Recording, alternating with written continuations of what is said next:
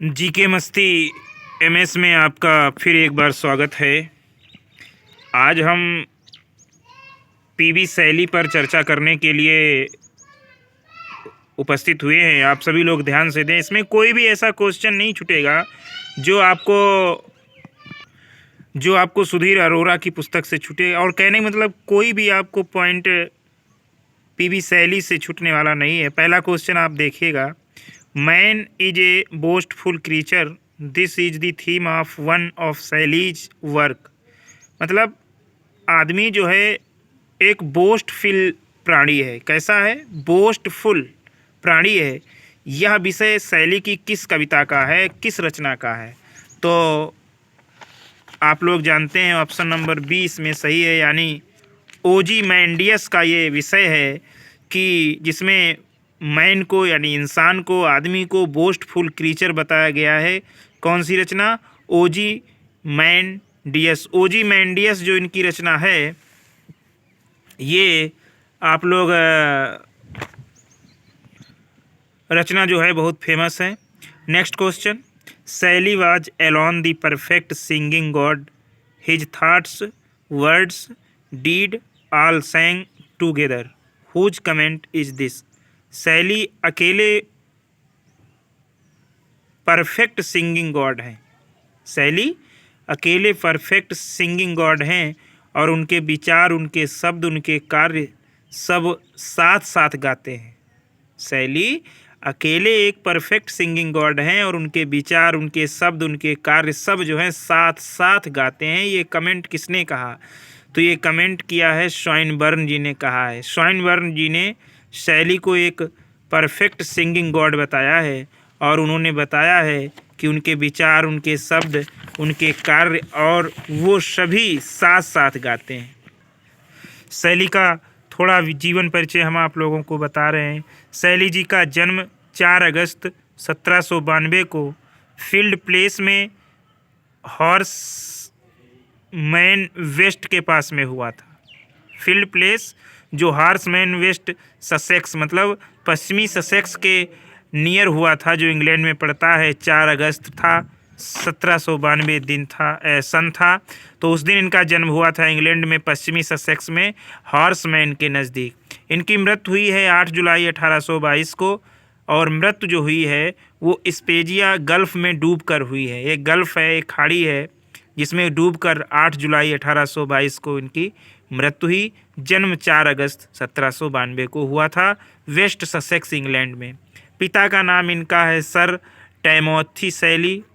Sir टैमोथी शैली जो एक व्हिग मेंबर थे पार्लियामेंट के फॉर हॉर्सहम। हॉर्सहम के ये सांसद थे, व्हिग मेंबर थे पार्लियामेंट के।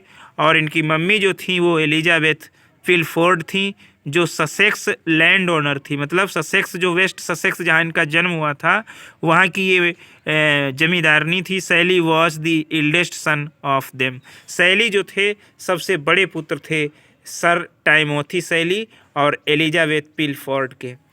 शिक्षा इनकी 1802 से 1804 में Syon House Academy of Brentford Middlesex में उसने पढ़ाई की। 1802 से और 1804 तक इन्होंने सियोन हाउस एकेडमी ऑफ ब्रेंटफोर्ड जो मिडलसेक्स में है उसमें पढ़ाई की। 1804 में उसने आइटन कॉलेज में दाखिला कराया।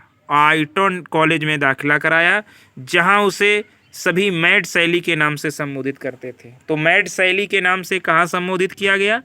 तो जब 1804 में इन्होंने आइटन कॉलेज में दाखिला कराया वहाँ इन्हें जो है पागल शैली कहा करते थे। 10 अप्रैल 1810 को ऑक्सफोर्ड विश्वविद्यालय से मैट्रिकुलेट हुए। मतलब इन्होंने मैट्रिकुलेट की शिक्षा 10 अप्रैल 1810 में ऑक्सफोर्ड विश्वविद्यालय से प्राप्त की।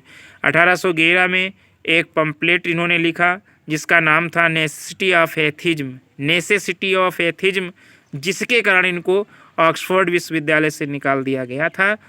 1811 में इन्होंने एक पम्पलेट लिखा था नेसेसिटी ऑफ एथिज्म। और इनकी पत्नी थी हैरियट वेस्टब्रूक। हैरियट वेस्टब्रूक और मैरी गॉडविन, दो इनकी पत्नियां रहीं। हैरियट वेस्टब्रूक और मैरी गॉडविन, दो ऐसी स्त्रियां रहीं जिनसे इनके संबंध रहे, हैरियट वेस्टब्रूक और मैरी गॉडविन। तो एक बार फिर दृष्टि डाल लेते हैं।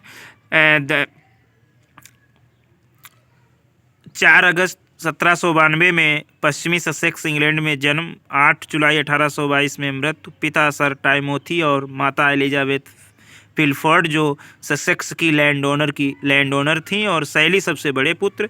1802 से 1804 तक सियोन हाउस एकेडमी में पढ़े और 1810 में ये ऑक्सफोर्ड विश्वविद्यालय से मैट्रिकुलेट हुए और 1811 में इन्होंने एक पॉम्पलेट लिख दिया है नेसेसिटी ऑफ एथिज्म, जिसके कारण ये निकाल दिए गए। और हैरियट वेस्टब्रूक और मैरी गॉडविन इनकी पत्नी। अगला पॉइंट पहला इनके बारे में विशिष्ट कुछ तथ्य देखिएगा। रोमांटिक कवियों की नई पीढ़ियों में शैली अपने लिरिक्स और क्रांतिकारी आत्मा के लिए जाने जाते हैं। किसके लिए? लिरिक्स के लिए और क्रांतिकारी आत्मा के लिए। 1804 में जब उसने एटन कॉलेज तथा दी वॉयज बोर्डिंग स्कूल में पढ़ना शुरू किया तो उसे अपनी सनकी तरीकों व डैनिटी दिखावे के लिए उसके सहपाठियों द्वारा निर्दयतापूर्वक तंग किया गया। किसके लिए?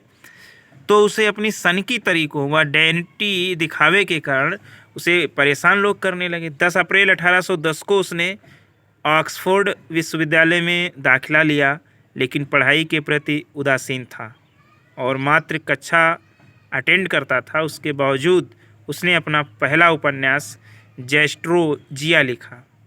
मैंने ऑक्सफोर्ड विश्वविद्यालय में इन्होंने दाखिला तो लिया, लेकिन पढ़ाई में कोई ज़्यादा रुचि नहीं थी। इसके बावजूद उसने पहला अपना उपन्यास, जिसका नाम है जैस्ट्रोजिया, JZASTROZZIA, जैस्ट्रोजिया लिखा और मार्गदर्शक किताबें भी इसने लिखी। 1811 में उसका दूसरा गोथिक उपन्यास, 1811 में इसने एक गोथिक उपन्यास दूसरा लिखा जिसका नाम था सेंट आयरविनी दी रोसिस्क्रूसियन प्रकाशित किया।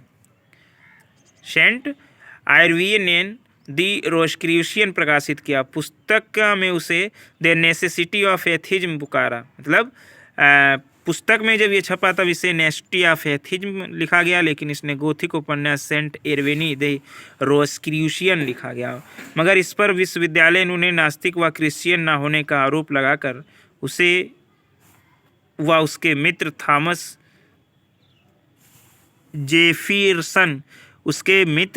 जेफरसन हॉग को डियोन जॉर्ज राउले ने निकाल दिया। जो ऑक्सफोर्ड विश्वविद्यालय से निकालने वाले थे उसके और उसके मित्र थॉमस जेफरसन हॉग को वो डियोन जॉर्ज राउले साहब ने निकाला था। उन्हें क्रिश्चियन साबित करने के लिए उस पत्रिका से इस्तीफा देना था।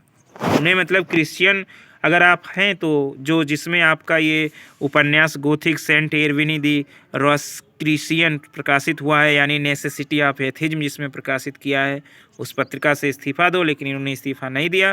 तब डियोन जॉर्ज राउले ने उनको और उनके मित्र थॉमस जेफरसन हॉग को विश्वविद्यालय से निकाल दिया।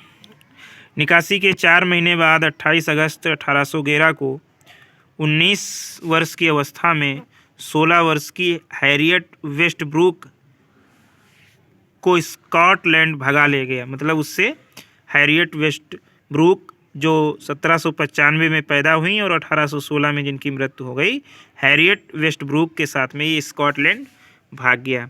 1813 में उसने अपने राजनीतिक विचारों की एक कविता, लॉन्ग प्रतीकात्मक कविता क्यून मॉब लिखी। 1813 में राजनीतिक विचारों की एक कविता, बहुत लंबी कविता लिखी, क्यून मॉब, जो स्वयं प्रकाशित की।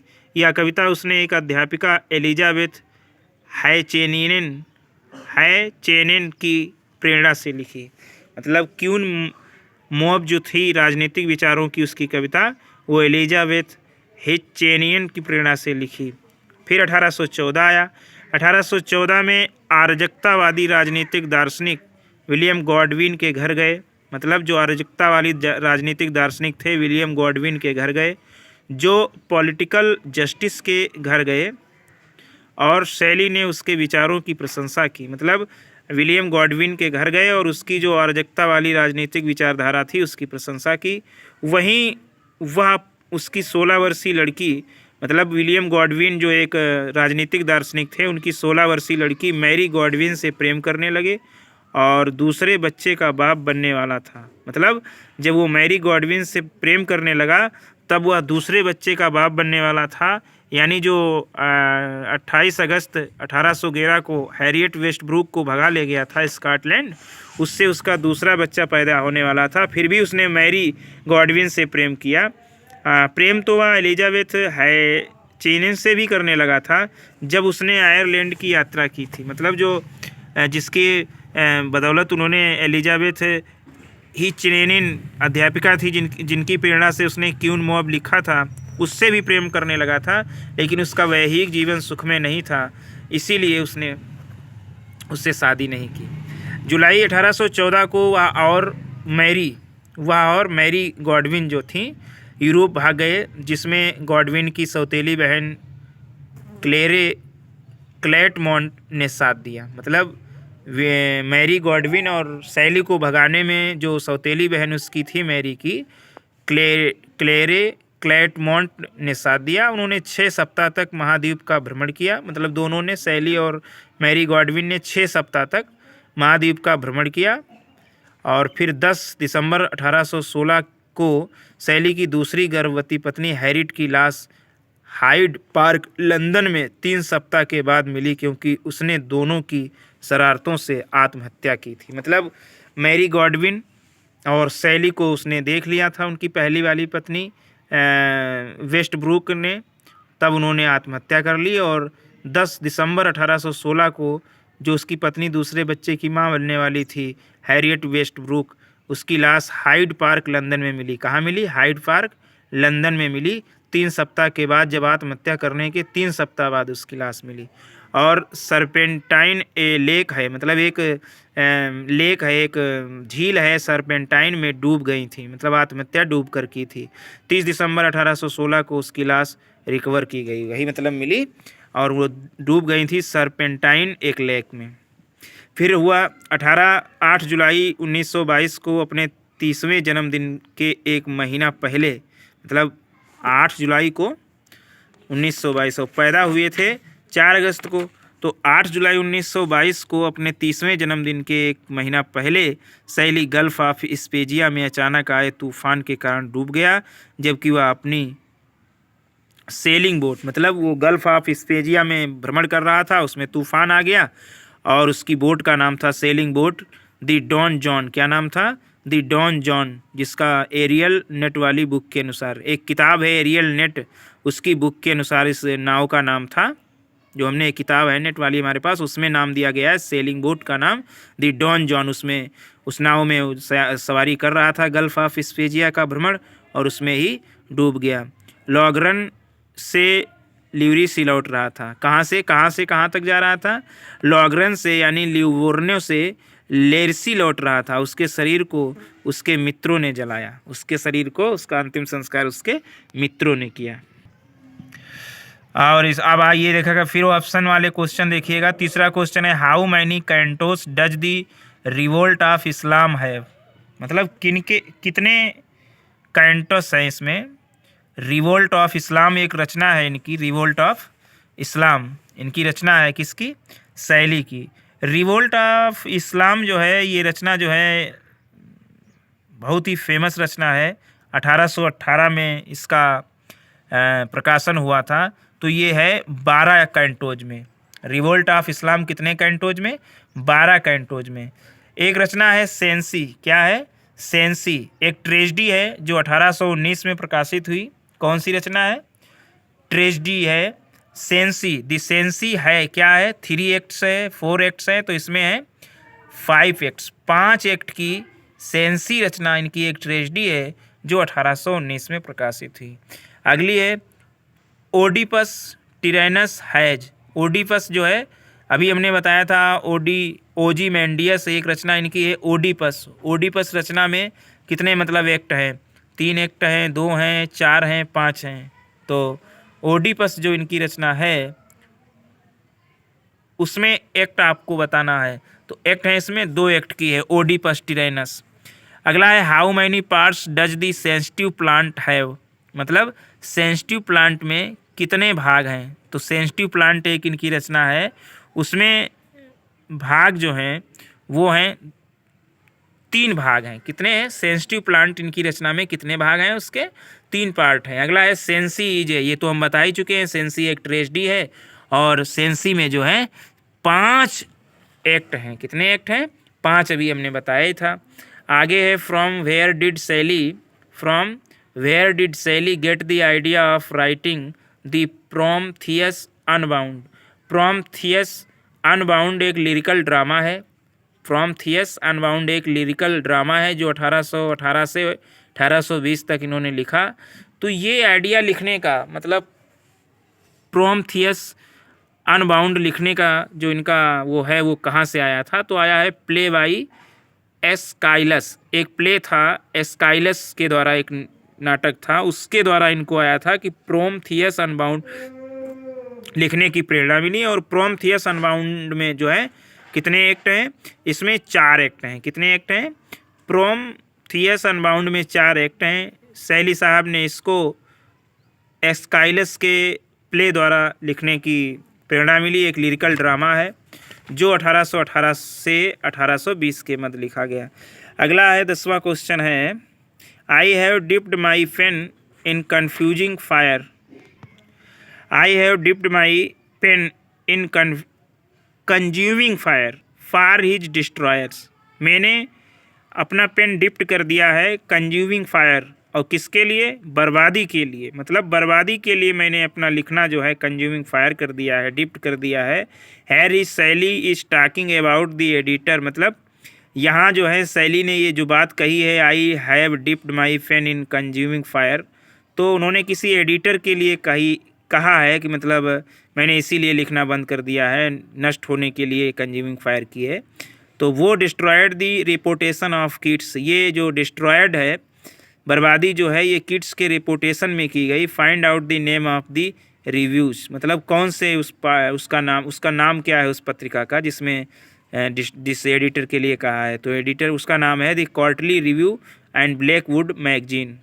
शैली ने किसके लिए हिज डिस्ट्रॉयज के किसके लिए कंज्यूमिंग फायर किया है? तो the Quarterly Review and Blackwood magazine. अगला क्वेश्चन 11वां क्वेश्चन है, the scenes of Oedipus Tyrannus are laid.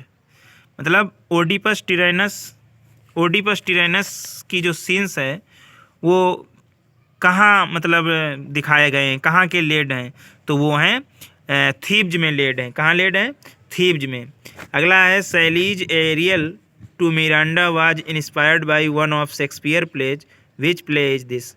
मतलब शैली का जो एरियल है वो एरियल टू मिरांडा, ये एक शेक्सपियर के नाटक से इंस्पायर है, वो है द टेम्पेस्ट। मतलब शैली ने जो एरियल मिरांडा नाटक जो है, मतलब जो एरियल मिरांडा शब्द आए हैं वो शेक्सपियर के टेम्पेस्ट शब्द से इंस्पायर हुए हैं। अगला है 13वां क्वेश्चन, व्हाट वाज इन्फ्लुएंस्ड शैली मोस्ट। मतलब व्हाट माने क्या, प्रभावित है शैली का, सबसे अधिक प्रभावित क्या है शैली का? तो सबसे अधिक प्रभावित हैं political justice Godwin. Political justice जो विलियम गॉडविन थे उनसे सबसे ज़्यादा प्रभावित हुई अपने जीवन में। सबसे ज़्यादा किसने प्रभावित किया? तो सबसे ज़्यादा पॉलिटिकल जस्टिस गॉडविन, जिनकी पुत्री मैरी गॉडविन को भगा ले गए थे। शैली का मास्क्यू ऑफ एनार्ची इज, शैली का जो मास्क ऑफ एनार्ची है वो क्या है? वो एक है सैटायर। शैली का मास्क्यू ऑफ एनार्की जो है वो एक सैटायर है। अगला है which poem is autobiographical in nature. मतलब कौन सी कविता जो है एक ऑटोबायोग्राफिकल उसका नेचर है? तो वो रचना है एलास्टर। कौन सी रचना है? एलास्टर। अगला क्वेश्चन है, the narrative poem of mystery and suspense is. एक विस्तृत रचना है, कविता है, विस्तृत कविता है मिस्ट्री एंड सस्पेंस। मिस्ट्री और सस्पेंस की एक नैरेटिव पोएम है। कौन सी है? सस्पेंस और मिस्ट्री की एक विस्तृत कविता है शैली द्वारा, वो कविता है द विच ऑफ एटलस। कौन सी कविता नैरेटिव पोएम मिस्ट्री और सस्पेंस की है? The witch of Atlas, the witch of Atlas. Next है Julian and Maddalo which was composed in 1880 is a pen of portrait of. मतलब जूलियन और Maddalo जो रचना है वो 1818 में लिखी गई और जिसमें जो है वर्णन किया गया है बायरन का। किसका वर्णन किया गया है? बायरन की लेखनी का वर्णन किया गया है। किसमें? जूलियन और मैडेलो में, जो 1818 में लिखी गई। नेक्स्ट है, which year had been a year of happenings for Shelley. किस वर्ष ये घटना घटित हुई? This year was when Alastor was published, Harriet died and Shelley married Mary Godwin. मतलब कौन सा साल है जिस दिन इतनी रचनाएं घटित हुई? क्या घटित हुई? एलास्टर उनकी कविता प्रकाशित हुई, हैरिट उनकी पत्नी जो है वो जो दूसरे बच्चे की माँ बनने वाली थी, हैरिट वेस्टब्रुक, उनकी मृत्यु हुई, और उन्होंने विलियम गॉडविन की पुत्री मैरी गॉडविन से शादी की। तो ये साल है 1816। कौन सा साल है? 1816 में ही सारी घटनाएं हुई। अगला है, it is an attack on dogmatic religion, government, industrial tyranny and war. It is an outcry against the unspiritual forces that weigh down humanity. तो ये अटैक है। अटैक किस पर है? मतलब शैली साहब ने रचना तो लिखी है, लेकिन अटैक किस पर है? डॉगमेटिक रिलीजन पर है, गवर्नमेंट पर है, मतलब गतिशील धर्म पर है, सरकार पर है, और इंडस्ट्रियल tyranny पर है, और युद्ध पर है। ये एक ऑटोक्राई है, एक पुकार है किसके खिलाफ? अनस्पिरिचुअल फोर्सेस, मतलब आध्यात्मिक ताकतों के खिलाफ एक ऑटोक्राई है। दैट वे डाउन ह्यूमैनिटी, जो मानवता पर तौली जाती है, जो मानवता को नीचे गिराती है, ऐसे अध्यात्म के खिलाफ है। तो ये रचना जो है, तो वो ना तो द विच ऑफ एटलस 1820 में लिखी गई, उसमें ये बताया गया है, ना सेंसी 1819 में लिखी गई, उसमें बताया गया जो ट्रेजेडी है, लिरिकल ट्रेजेडी है, और ना एपिप्साइचिडियन में 1821 में बताया, ये बताया गया है क्यून मैब में 1813 में। The revolt of Islam which was based A revolutionary theme. Revolt of इस्लाम जो है, जिसमें जो आधारित है किस पर?